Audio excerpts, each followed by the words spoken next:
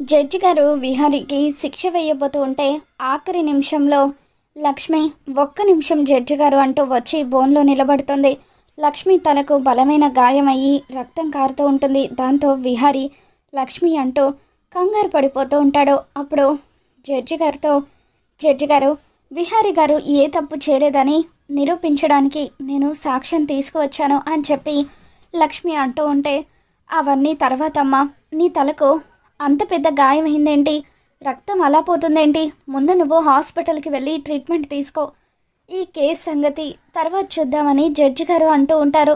లేదు జడ్జి గారు, ముందు విహారీ గారు తప్పు చేయలేదని నిరూపించిన తర్వాతే అప్పుడు నేను ట్రీట్మెంట్ తీసుకుంటాను అని చెప్పి లక్ష్మి అంటూ ఉంటుంది.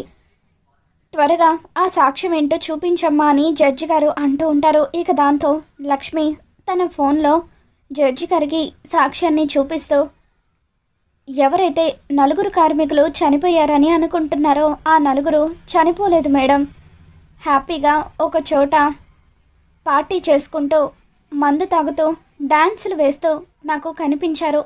ఇదిగోండి, అంటే విహారీ గారి వెనకుండి ఎవరో కావాలని కుట్ర చేసి వాళ్ళందరూ చనిపోయినట్టుగా క్రియేట్ చేసి ఆయనకు శిక్ష పడేలాగా చెయ్యాలనుకున్నారు, అందుకే ఇదంతా చేస్తున్నారు అని చెప్పి లక్ష్మి అంటూ ఉంటుంది.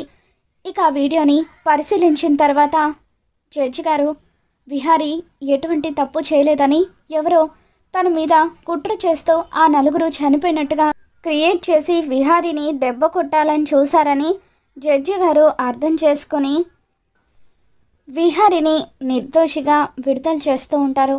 అలాగే ఎవరైతే కార్మికులు చనిపోయినట్టుగా నటిస్తూ అమ్ముడు పోయారో వాళ్ళను త్వరగా అదుపులోకి తీసుకొని విచారించాల్సిందిగా కోరుతారు. అలాగే లక్ష్మి ఎంతో ధైర్యంగా తనను రౌడీలు వెంటాడి గాయపరిచినప్పటికీ విహారిని నిర్దోషిగా నిరూపించాలని కోర్టుకు వచ్చినందుకు తనని అభినందిస్తారు.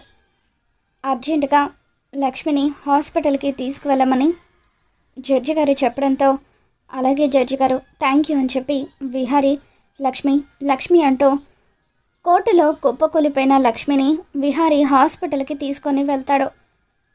మరోవైపు అంబిక ఈ సుభాష్కి ఒక్క పని కూడా చేత కాదు, దాన్ని చంపేమని చెబితే మధ్యలోనే వదిలేశాడు, దాంతో అది సాక్ష్యం తీసుకువచ్చింది అని చెప్పి వెంటనే అంబిక సుభాష్కి ఫోన్ చేస్తూ ఉంటుంది. ఇక దాంతో సుభాష్ ఫోన్ లిఫ్ట్ చేస్తాడు. ఏంటి అంబిక, ఆ విహారీకి శిక్ష పడిందని చెప్పడానికి ఫోన్ చేశావా? ఆ విహారీకి నువ్వు అనుకున్నట్టుగానే జీవిత ఖైదు పడింది, ఇప్పుడు నువ్వు హ్యాపీ అయినా అని చెప్పి సుభాష్ అడుగుతూ ఉంటాడు. ఏంటి సుభాష్ హ్యాపీగా ఉండేది, ఆ విహారీ నిర్దోషిగా విడుదలయ్యాడు అని చెప్పి అంటూ ఉంటే, అవునా, అదెలా సాధ్యమైంది అని చెప్పి సుభాష్ షాక్ అవుతూ ఉంటాడు.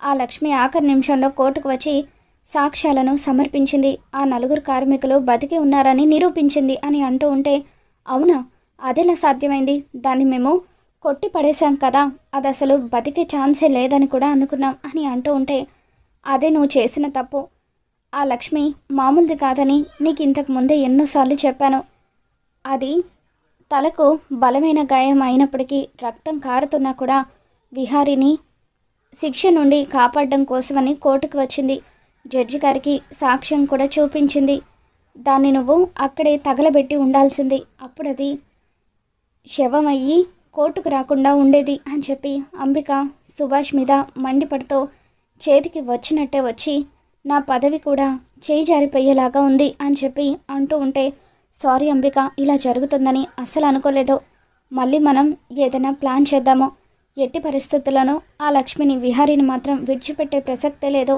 నేను ఎప్పుడు కూడా నీకు సపోర్ట్గా ఉంటాను అని చెప్పి సుభాష్ అంబికకు చెబుతూ ఉంటాడు.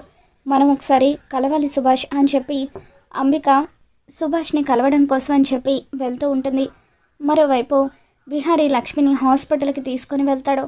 హాస్పిటల్లో డాక్టర్స్ లక్ష్మికి ట్రీట్మెంట్ చేసి ప్రమాదం ఏమీ లేదు, కొన్ని రోజులు ఈ మెడిసిన్స్ వాడుతూ ఉండండి, తనకి బాగా రెస్ట్ అవసరం అని చెప్పి డిశ్చార్జ్ చేసేస్తారు.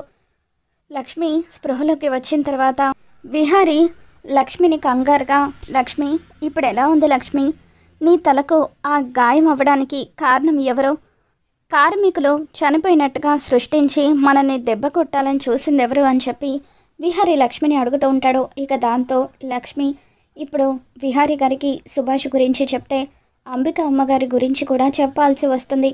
తన మేనత్తే తన మీద ఇంత కుట్ర చేసిందన్న విషయం విహారీ గారికి తెలిస్తే ఆయన తట్టుకోలేరు అని చెప్పి, వాళ్ళెవరో నాకు తెలియదు విహారీ గారు, ఇంతకు ముందు ఎప్పుడూ కూడా ఆ రౌడీలను నేను చూడలేదు, మన వెనుకుండి ఇదంతా చేయిస్తుంది ఎవరో ఇంకా తెలియలేదు అని చెప్పి లక్ష్మి అంటూ ఉంటుంది. మొత్తానికి లక్ష్మి నిన్ను మరొకసారి సేవ్ చేసింది విహారీ. లక్ష్మి నీ పక్కనుంటే నువ్వు దేన్నైనా సాధించగలుగుతావు అని చెప్పి చారుకేశ విహారీతో అంటూ ఉంటాడు. ఇక అప్పుడు విహారీ, అవును మామయ్య, లక్ష్మి నా లక్కీ చామ్ అని చెప్పి అంటూ ఉంటాడు. ఇక దాంతో లక్ష్మి, విహారీ గారు మనం ఇంటికి వెళ్దామా అని చెప్పి అంటూ ఉంటుంది. అలా లక్ష్మిని తీసుకొని విహారీ వాళ్ళు ఇంటికి తిరిగి వచ్చేస్తారు. వసుధ లక్ష్మికి హారతిస్తూ ఉంటుంది. దాంతో పద్మాక్షి వసుధ మీద మండిపడుతూ ఇప్పుడు అది ఏం ఘనకార్యం చేసి వచ్చిందని దానికి హారతి ఇచ్చి స్వాగతం పలుకుతున్నామని చెప్పి అంటూ ఉంటే, అదేంటక్క అలా అంటున్నావు, మన విహారీని అంత పెద్ద కేసు నుండి కాపాడింది కదా, పైగా రౌడీలు తన వెంట పడుతున్నప్పటికీ తను ఎంతో ధైర్యంగా వాళ్ళందరి నుండి తప్పించుకొని తలకు అంత బలమైన గాయం అయినప్పటికీ ప్రాణాలకు తెగించి మరీ విహారీని కాపాడింది. అంత చేసిన లక్ష్మిని ఏం కనకర్యం చేసిందనే అంటావేంటక్క అని చెప్పి వసుధ అంటూ ఉంటే, అప్పుడు పద్మాక్షి ఇప్పుడు విహారీకి శిక్ష పడితే ఇది కూడా కంపెనీ ఎండి కాబట్టి దానికి కూడా శిక్ష పడుతుంది, అందుకే దాన్నది రక్షించుకోవడం కోసం సాక్ష్యాలు సేకరించి విహారీ కోసం చేసినట్టుగా బిల్డప్ ఇస్తుంది అని చెప్పి పద్మాక్షి అంటూ ఉంటే, అప్పుడు విహారీ, అత్తయ్య లక్ష్మి ఎంత చేసినా కూడా మీరు ఎప్పుడు లక్ష్మిని ఏదో ఒకటి అంటూనే ఉంటారు, అసలే తన తలకు బలమైన గాయమైంది, కొద్ది రోజుల పాటు తనని రెస్ట్ తీసుకొనివ్వండి, ఎవరు కూడా లక్ష్మిని ఏమీ అనడానికి వీల్లేదు అని చెప్పి, నువ్వు లోపలికి వెళ్ళు లక్ష్మి, వెళ్ళి రెస్ట్ తీసుకో అని చెప్పి విహారీ అంటూ ఉంటాడు. ఇక ఆ తర్వాత సహస్ర విహారీతో, బావా ఇక మీదటైనా నువ్వు చాలా జాగ్రత్తగా ఉండాలి, ఎవరో కావాలని ఇదంతా చేస్తున్నట్టుగా అనిపిస్తుంది అని అంటూ ఉంటే, అవును విహారీ, ఇకపై నువ్వు మరింత జాగ్రత్తగా ఉండాలి, నీ ఆఫీస్లో పనిచేస్తున్న కార్మికుల మీదే వాళ్ళు కుట్ర చేశారంటే నువ్వు మిగతా ఎంప్లాయీస్ అందరితో కూడా చాలా జాగ్రత్తగా ఉండాలి అని చెప్పి పద్మాక్షి విహారీకి చెబుతూ ఉంటుంది. లక్ష్మి గదిలోకి వెళ్ళి రెస్ట్ తీసుకుంటూ ఉంటుంది. అప్పుడే విహారీ లక్ష్మి గదిలోకి వస్తాడు. లక్ష్మి ఫోన్ రింగ్ అవుతూ ఉంటుంది. ఇన్స్పెక్టర్ సంధ్య లక్ష్మికి ఫోన్ చేస్తూ ఉండడంతో అప్పుడు విహారీ లక్ష్మి ఫోన్ లిఫ్ట్ చేస్తాడు. లక్ష్మి అని చెప్పి సంధ్య మాట్లాడుతూ ఉంటే, సంధ్య నేను విహారీని మాట్లాడుతున్నానని చెప్పి విహారీ అంటూ ఉంటాడు. విహారీ గారు, మీరా, మీతో ఒక ముఖ్యమైన విషయం చెప్పాలి, కోర్టులో లక్ష్మి ఫుల్ వీడియోని సబ్మిట్ చేయలేదు, తను సబ్మిట్ చేసిన వీడియోలో కేవలం 4 కార్మికులు మాత్రమే ఉన్నారు అని చెప్పి అంటూ ఉంటే, ఆ వీడియోలో ఇంకెవరున్నారు సంధ్య గారు అని చెప్పి విహారీ అంటూ ఉంటాడు. ఆ వీడియోలో సుభాష్ కూడా ఉన్నాడు, ఇదంతా చేయించింది మరెవరో కాదు, మీ చిన్న మేనత్త అంబిక సుభాష్తో కలిసి తనే ఇదంతా చేయించింది అని చెప్పి ఇన్స్పెక్టర్ సంధ్య విహారీకి చెప్పడంతో అప్పుడు విహారీకి మొత్తం కూడా క్లియర్గా అర్థమవుతుంది. అంటే ఇన్ని రోజులుగా నా వెనకుండి నా మీద నా కంపెనీల మీద కుట్ర చేసింది అంబిక అత్తయ్య, లక్ష్మి ప్రాణాలు తీయాలని చూసింది కూడా అంబిక అత్తయ్యేనా? ఈరోజు ఎట్టి పరిస్థితుల్లోనూ అత్తయ్యని నేను విడిచిపెట్టను, చంపేస్తాను అని చెప్పి విహారీ రివాల్వర్ తీసుకొని ఆవేశంగా కిందికి వస్తాడు. విహారీ ఆవేశంతో ఊగిపోతూ ఉంటే అప్పుడు పద్మాక్షి, ఏమైంది విహారీ, ఎప్పుడు లేనిది ఇంత కోపం ఏంటి అని అంటూ ఉంటే, ఇన్ని రోజులు నా వెనకే ఉంటూ నా మీద కుట్రలు చేసింది ఎవరో నాకు తెలిసిపోయింది అని విహారీ అంటూ ఉంటాడు. ఎవరు విహారీ అని పద్మాక్షి అడుగుతూ ఉంటుంది. దాంతో అంబిక అత్తయ్య అని విహారీ అనడంతో అందరూ ఒక్కసారిగా షాక్ అవుతూ ఉంటారు. ఆ అంబిక అత్తయ్యని ఇప్పుడు చంపేస్తాను అని విహారీ ఆవేశంగా వెళ్తూ ఉంటాడు. వద్దు విహారీ ఆగు అని చెప్పి యమున, పద్మాక్షి అందరూ ఎంతగానో బతిమలాడుతూ ఉంటారో. లక్ష్మి కూడా వద్దు విహారీ గారు అని ఆపడానికి ప్రయత్నిస్తూ ఉంటే, వద్దు లక్ష్మి నువ్వు ఆపకు, నా మీద ఎన్నో కుట్రలు చేసి ఈరోజు నీ ప్రాణాలు తీయడానికి కూడా వెనకాడలేదంటే తను ఎంతటి రాక్షసో అర్థమవుతుంది. ఇప్పుడు వెళ్ళి ఆ రాక్షస్ ప్రాణాలు తీస్తాను అని చెప్పి విహారీ ఎవరిని చెప్పినా వినిపించుకోకుండా గన్ తీసుకొని అంబిక దగ్గరికి బయలుదేరి వెళ్తూ ఉంటాడు. మరోవైపు అంబిక సుభాష్తో, చూడు సుభాష్, లక్ష్మి తీసిన వీడియోలో కార్మికులతో పాటు నువ్వు కూడా ఉన్నావు. కాబట్టి ఆ లక్ష్మికి ఇదంతా చేసింది నువ్వేనని క్లియర్గా తెలుసు. నీతో పాటు నన్ను కూడా ఇరికించాలని అది ప్రయత్నిస్తుంది. కాబట్టి నువ్వు ఒక పని చేయి సుభాష్, నేను నీ అకౌంట్లోకి 5 లక్షలు ట్రాన్స్ఫర్ చేస్తాను. ఆ 5 లక్షలు తీసుకొని కొద్ది రోజుల పాటు ఎక్కడికైనా వెళ్ళిపో.